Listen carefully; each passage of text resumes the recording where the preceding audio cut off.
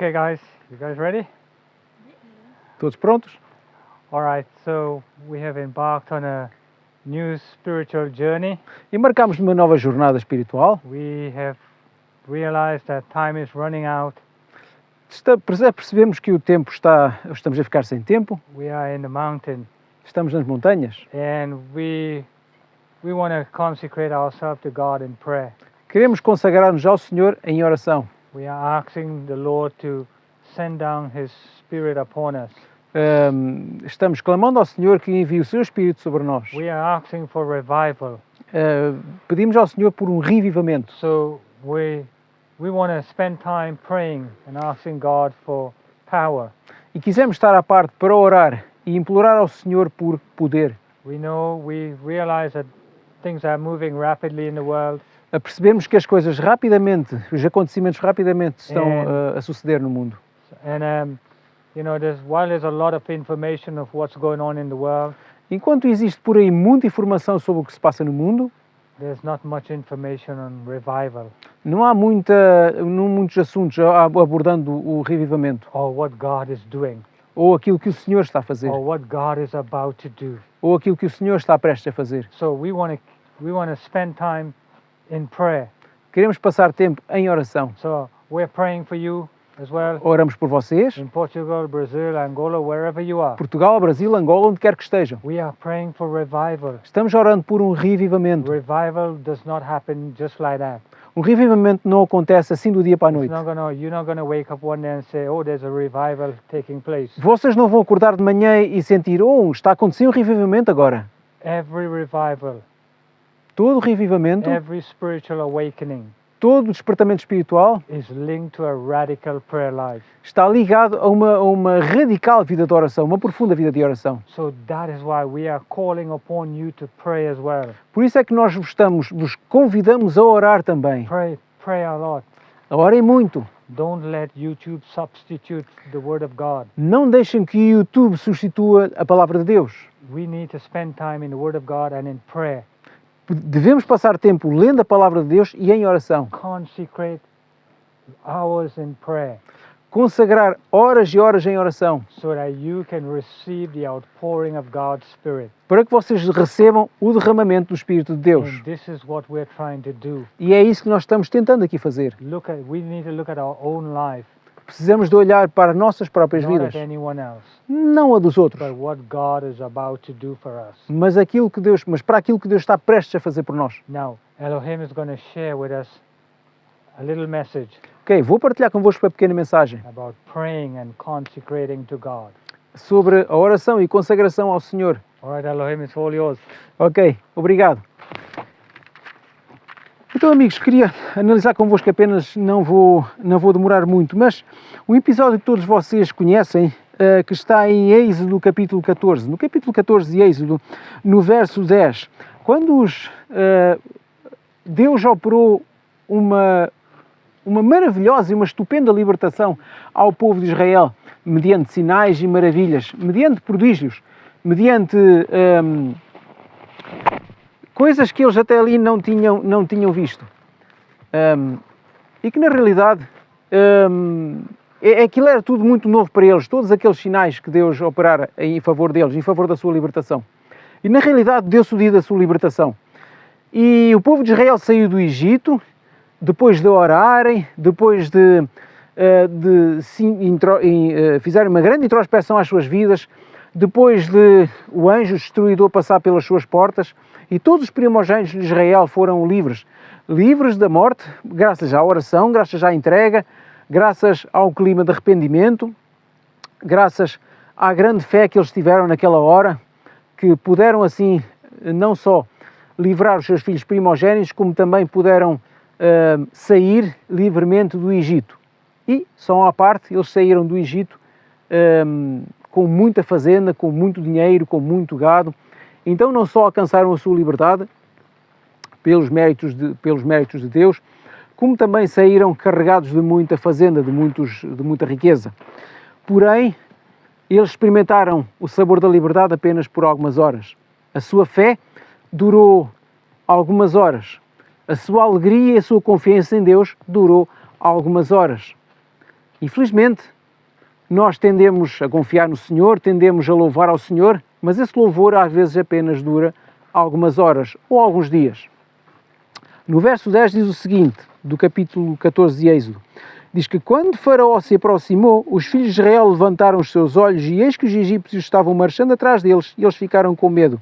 E os filhos de Israel clamaram ao Senhor. Ok, quando Faraó deixou os israelitas sair do Egito, depois do Senhor demonstrar o seu imenso poder, ao aniquilar os primogénitos egípcios, Faraó rendeu-se ao poder de Deus e deixou realmente os israelitas sair. Porém, isto, como se diz em bom português, foi sol de pouca dura. Porque Faraó então se arrependeu de ter deixado sair os israelitas e foi atrás dele, reuniu a nata do seu exército, pelo menos aquilo que arrastava, os carros, os cavaleiros, o que de melhor ele tinha disponível, e marcharam atrás dos israelitas para os recuperar de volta, para trazer de volta aqueles escravos que tinham ajudado a construir a grandiosidade daquela nação. E quando os israelitas estavam ali de frente ao Mar Vermelho, estavam como que encurralados, não era? De frente tinha o Mar Vermelho, de lá tinham as montanhas, e eles olharam para trás e viram os egípcios ruidosamente vindo a todo o vapor, aproximando-se deles para os agarrar de volta e levá-los de volta para a escravatura. Porém, como é que ficaram os israelitas? Vamos ver. Diz assim, e disseram a Moisés, porque não havia sepulcros no Egito, nos levaste embora para morrermos no deserto, porque agiste assim connosco para nos tirar do Egito. Ora, não tinham pedido estas pessoas por libertação? Não tinham estado estas pessoas algumas horas antes ou alguns dias antes ansiosos por libertação? Isto, na realidade, o Senhor viu respondidas as suas orações e viu respondida a sua fé. Parece que aquela consagração que eles tinham tido ao Senhor há alguns dias atrás, parece que tudo se desmoronou como um castelo de cartas. Parece que, às vezes, a fé que temos no Senhor dura pouco. Parece que, às vezes, a fé, ou parece que, às vezes, o Deus que temos no coração é um Deus pequenino. Parece que Deus é um Deus diminuto, capaz de resolver umas vezes os nossos problemas e outras vezes Ele não é capaz de o fazer. Parece que às vezes Deus é um Deus impotente à nossa vista. E eles maldisseram o dia ou a hora em que saíram do Egito, porque estavam com medo agora que os egípcios lhes fizessem algum mal. Aquele Deus que tinha feito todas aquelas, e chamemos-lhe assim, este termo moderno, aquelas alterações climáticas, toda aquela revolução na natureza, toda aquela demonstração de um poder enorme para os livrar da mão dos egípcios, parece que agora não conseguia fazer nada. Parece que eles estavam dizendo, bom, por acaso não havia sepulturas no Egito para sermos enterrados? Para que é que iríamos ser enterrados aqui? Mais valia termos ficado no Egito, mais valia termos continuado a ser escravos. Mais valia termos confiado nos deuses do Egito do que confiado neste Deus que agora nos vai deixar morrer. O que às vezes fazemos com Deus não se faz nem aos nossos inimigos. Faltamos ao respeito a Deus com uma facilidade enorme, não confiando nele, não lhe rendendo a graça e o poder que ele merece e que ele tem. Quando nos sobrevêm dificuldades, parece que ficamos estarrecidos e com medo diante delas. Por acaso este é o resultado da nossa consagração? Por acaso a nossa consagração, será que ela dura apenas umas horas, dura dias ou semanas? Será que a nossa confiança em Deus tem prazo de validade? Parece que a dos israelitas tinha prazo de validade. Parece que a nossa muitas vezes tem prazo de validade quando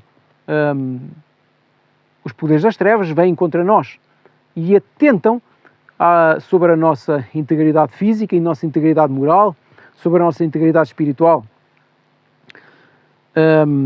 E eles continuaram blasfemando, dizendo, não é esta a palavra que te falamos no Egito, dizendo, deixa-nos sozinhos para que servamos aos egípcios, pois melhor nos seria servir aos egípcios do que morrermos no deserto. Ok? Eles estavam dispostos a voltar atrás. Ok? Eles, por umas horas, ansiaram a liberdade. Mas parece que agora eles arrependeram-se de terem confiado no Senhor. Moisés disse ao povo, verso 13, não temais, aquietai-vos e vede a salvação do Senhor, que Ele hoje vos fará, porque aos egípcios que hoje vistes, nunca mais tornareis a ver. Verso 14, o Senhor lutará por vós e trareis a vossa paz. Amigos, nós percebemos, e pelas notícias que este canal vos dá, e que outros canais vos dão, tanto as notícias proféticas como o canal que vocês veem, Jesus Almost Theatre, e tantos outros canais na internet vos têm trazido notícias após notícias, o cumprimento após cumprimento das profecias. Elas estão à vista dos nossos olhos. E parece que nós queremos alcançar esse livramento, parece que nós estamos expectantes que o Senhor venha. E parece que às vezes estamos cheios daquela fé e cheios daquela convicção de que o Senhor nos livrará. Porém, as coisas não são fáceis. A Bíblia diz que nós, antes da vinda do Senhor Jesus, a qual está para breve, sublinho, alcançaríamos um tempo de grande tribulação, que precede o tempo de angústia. Mas esse tempo de tribulação, o qual estamos começando a atravessar, é um tempo complicado também. É um tempo em que as hostes das trevas virão contra aqueles que acreditam, que creem no Senhor.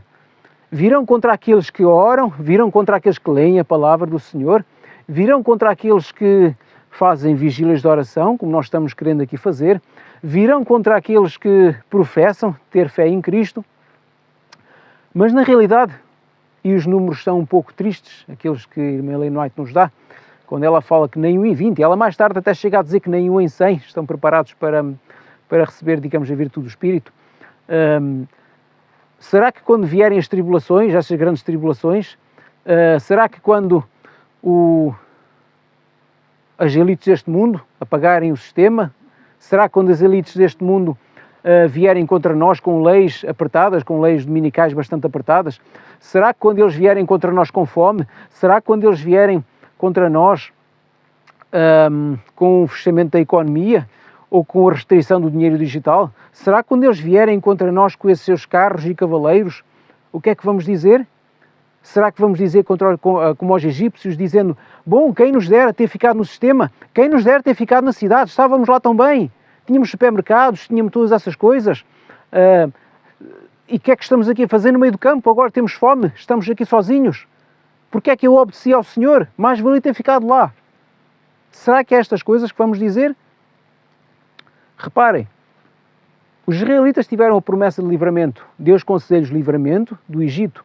Agora depararam-se perante o Mar Vermelho, perante uma coisa que era humanamente intransponível, que era aquele pedaço de mar de vários, de centenas de metros, ou talvez até quilómetros, onde eles ali não conseguiam transpor, não havia barcos, não havia terra seca.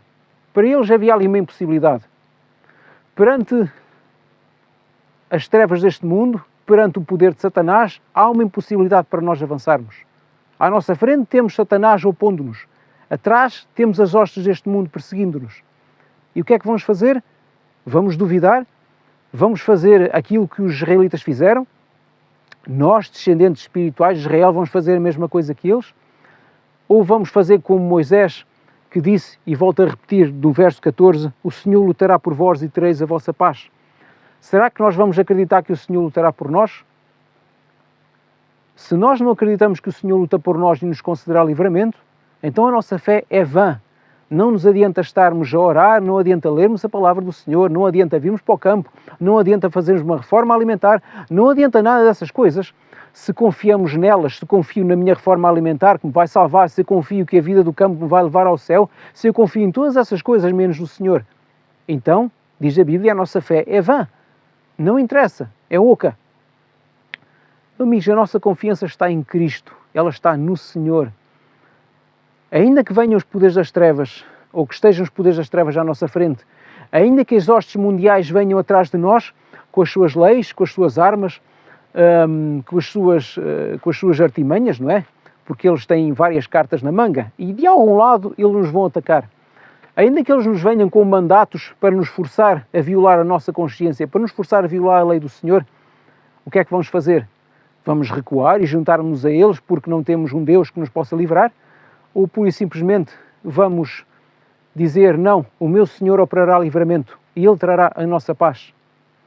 Amigos, estas coisas estão muito breve para acontecer. Este ano começarão a acontecer e daqui para a frente cada vez piorarão mais. É verdade, muito poucos se vão salvar. O próprio Senhor disse que muitas pessoas serão chamadas, mas poucas serão escolhidas. Uma vez que poucas serão escolhidas, estarei eu, estarão vocês em casa fazendo parte desse povo, estaremos nós aqui sentados nesta tarde de sábado fazendo parte desses escolhidos. Amigos, está nas nossas mãos exercermos a confiança no Senhor, está nas nossas mãos termos uma fé que não é vã. Quando nos ajoelhamos ao Senhor é com confiança, crendo que Ele vai responder às nossas orações. Porém, há apenas uma coisa que vos queria abordar antes de terminar. Muitas vezes nós não vemos as nossas orações respondidas por uma razão muito simples. Muitas vezes nós oramos por alguém para ser curado e a pessoa não é curada por uma razão muito simples. Às vezes oramos ao Senhor por fé e ela não vem, oramos pelo seu Espírito e Ele não vem por uma razão muito simples. E essa razão prende-se com o pecado. Com o pecado que ainda está nas nossas vidas, com o pecado que está na minha vida. E eu sou um miserável pecador, amigos, acreditem. Mas o pecado está em mim e ele está em vós também. Então as nossas orações não estão respondidas porque nós ainda não arrependemos, não confessamos e não abandonamos os nossos pecados. É por isso que as nossas orações não são respondidas. Muitas das vezes. E quando são respondidas é por misericórdia divina. Então, amigos, está na hora de nós abandonarmos o pecado, ok? Primeiro passo, abandonar o pecado com a ajuda de Deus, ok? Não é fácil fazê-lo. Segundo lugar, sim, então vem essa entrega, há essa entrega genuína, há essa, digamos, há o resultado da nossa leitura, há o resultado das nossas orações sendo respondidas pelo nosso bom Deus. Então aí é que nós vamos conseguir ver as nossas orações respondidas quando abandonarmos o pecado. E quando as nossas orações formos respondidas, então nós verdadeiramente testemunhamos o poder de Deus em nossa vida. Até lá, é uma impossibilidade da nossa parte. Até lá, nós, sem abandonarmos o pecado, vamos ver à nossa frente o mar vermelho e vamos dizer: bom, eu agora não posso fazer nada, Deus não me vai livrar. Porquê? Porque ainda levamos connosco, agarrado a nós, os nossos ídolos e nossos pecados. Então, amigos, este é um apelo à confissão, ao arrependimento e ao abandono. É algo que eu vou fazer, que me proponho a fazer. É algo que as pessoas que estão aqui comigo também se vão propor a fazer. E é imprescindível que vocês em casa também o façam hoje. Hoje, já. Se nós queremos ver o poder de Deus em nossa vida, então é hoje, amigos. Vamos começar a abandonar as coisas que nos separam do Senhor. Vamos começar a tirar tudo aquilo que Satanás colocou dentro de nós, para que sim, então venham os dias, os tempos de refrigério sobre nós. Então possamos ver verdadeiramente em nossas vidas os milagres do Senhor. Então só depois de Moisés com o coração limpo, e Moisés era um homem de coração limpo, ele, com o poder de Deus, abriu o mar vermelho. Mas foi por misericórdia de Deus àquele povo e porque Moisés era um homem íntegro e reto, o homem mais manso que houve sobre a terra. Foi por Moisés. O canal que Deus usou foi Moisés. Será que eu sou como Moisés? Será que eu ainda vou ter pecados na minha vida? Ou vou fazer como muitos líderes dizem que nós vamos continuar a pecar até Jesus vir? Não acreditem nisso, amigos. Isso é uma falsidade. Nós temos que abandonar o pecado, começando esse processo já hoje, para que, enfim, o Espírito de Deus venha sobre nós e ache um coração limpo e arrumado, sem mácula e sem sujeira. Então aí nós vamos começar a ver o poder de Deus a operar verdadeiramente em nossa vida e as nossas orações serem verdadeiramente respondidas. A partir daí, teremos o poder do Senhor para fazer milagres, para curar pessoas, para ressuscitar até mortos, como fez os apóstolos nos primeiros tempos. Então, amigos, este é o convite que vos deixo. Arrependimento, confissão e abandono do pecado. Então aí teremos condições para receber o Espírito de Deus. Teremos condições para que Ele nos selecione e nos cele, ok? Na nossa fronte, para podermos um dia testemunhar do seu poder à humanidade e então sim, depois disso recebemos o galardão eterno. Desejo que o Senhor vos abençoe, vos guarde e até à próxima.